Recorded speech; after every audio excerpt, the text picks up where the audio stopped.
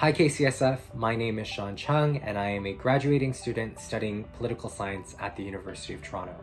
I currently work as a partnerships officer in Toronto where I manage a national UN SDGs training program, and I serve as the director of lobbying for Hum Voice, Canada's advocate for North Korean human rights issues. I previously worked in New York as a consultant at the International Organization for Migration and as an officer at the UN Major Group for Children and Youth. For my video, I want to read to you what President Obama said to a group of young leaders. He said, "The way power works at every level, at the United Nations or in your neighborhood is simple. Do you have a community that stands behind what you stand for? And if you do, you'll have more power. And if you don't, you won't." In my past 5 years, I have personally witnessed this. I have traveled across the country, mobilizing and training hundreds of Canadian youth for policy advocacy.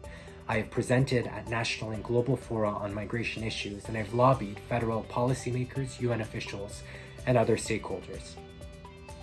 What I've learned is that whether you're at the UN General Assembly, the House of Commons, or a worn-down classroom full of student advocates at the University of Toronto, the dynamics of power are the same.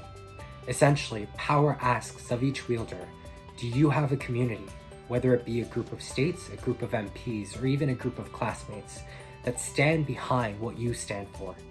And if you do, you'll have more power, and if you don't, you won't. So I just wanted to say, thank you for standing behind what I stand for.